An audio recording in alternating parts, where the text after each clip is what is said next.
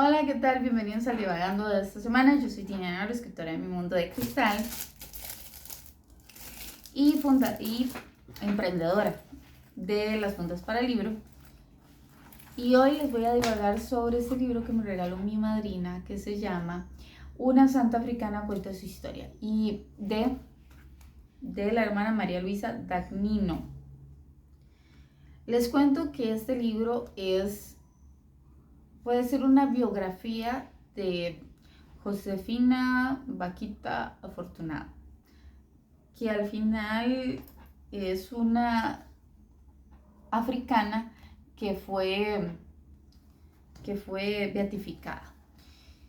Y pues este librito está estructurado de una manera que no me gusta y que me cuesta mucho entenderlo, porque si bien ustedes también son lectores, o los que son lectores pueden decir que hay ciertas historias como que uno al principio no va entendiendo, pero que después todo se va formando. Y entonces usted va entendiendo perfectamente porque se van uniendo los hilos. Sin embargo, en este libro no lo encontré y hubieron muchos huecos, y entonces me fui a Wikipedia y ahí venía la historia de Vaquita, ya con más información sobre años. Y porque a mí me gusta mucho saber si ella era niña o era adolescente o era adulta cuando ciertas cosas fueron pasando. Y en el libro sí me quedó mucho de ver eso. Ahora, 3 puntos para mí valiosísimos que yo saco de este libro. El primero es la esclavitud. Bueno, la esclavitud, creo que primero, más bien la esclavitud lo dejemos para después, es que hay muchos. O la esclavitud, pongamos la esclavitud y el secuestro, ¿verdad? Estamos hablando que esta niña fue secuestrada como en 1875, 1876, y ella nació en 1869, lo que quiere decir que tenía entre 5 y 6 años. Qué pecado. Ella vivía bien, era una tribu donde tenía 3 hermanos, 3 hermanas. Hacía 2 años le habían secuestrado a la hermana mayor, entonces la mamá y toda la familia sufrió muchísimo. Y después viene esta otra situación donde la secuestran a ella y la toman para la esclavitud.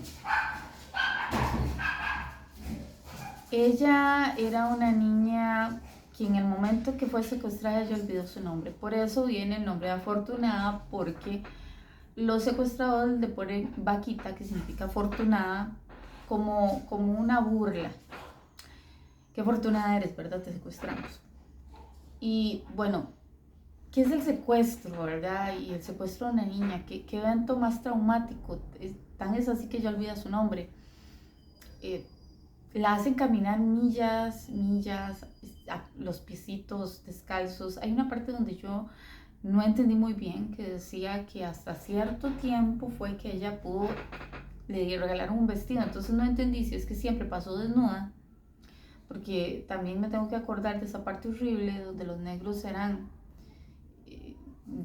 como animales en realidad. Entonces le daban como trapos viejos, y los hombres siempre andaban sin camisa y las mujeres con unas batas horribles, y o sea, con harapos. Entonces no sé los niños cómo andaban, se andaban desnudos. Ella siempre durmió en el suelo sin cobija y siempre estuvo llorando siempre estuvo llorando ese evento de que no encontraba a sus papás y llamándolos y todo. Entonces eso me da como mucha tristeza imaginar que un niño haya tenido que pasar algo, y eso es la historia de una, ¿verdad? Porque eso se daba todo el tiempo, y no era que los papás eran descuidados, sino eso es como que sabemos que nacemos y vamos a morir. Entonces al final sabemos que vamos a morir de algo, pero vivimos. Entonces así era esa tribu, sabían que existía el peligro de que hubieran secuestros, pero ¿qué iban a hacer? No iban a dejar de salir de su casa. Y de todas maneras, cuando secuestraron a la hermana mayor estaba dentro de la choza. O sea, no era como que estar dentro de su choza era un lugar seguro. Tampoco era así.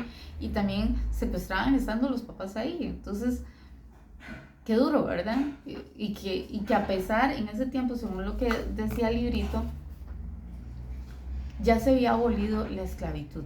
Sin embargo, eso no quería decir que se ejecutara la ley, porque no había quien la hiciera válida. O sea, y eso es muy lamentable, porque ¿qué significa? Bueno, ¿qué tipo de gobierno, qué tipo de estado es que firman algo y se hacen los más? O sea, ¿para qué hacen eso? No entiendo. O sea, no tiene sentido, para mí no tiene nada de sentido esto. Entonces, la verdad es que esa parte fue muy triste. Número dos, la crueldad.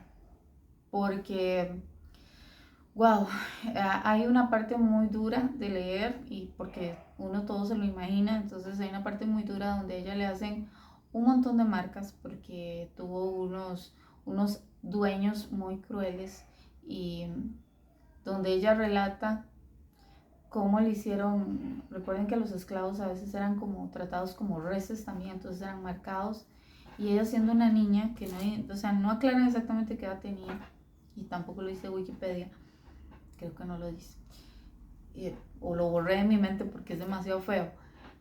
La tomaron y le hicieron marcas en el pecho, en el estómago y en los brazos y eran marcas, digamos, con navajas.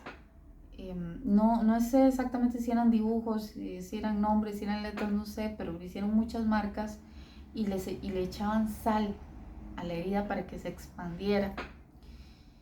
Y ella dice que ella veía como salía muchísima sangre y que igual las dejaban ahí tiradas a que, digamos, se hiciera bien la marca. Ni siquiera era porque se sanaran, era para que la marca quedara bien hecha.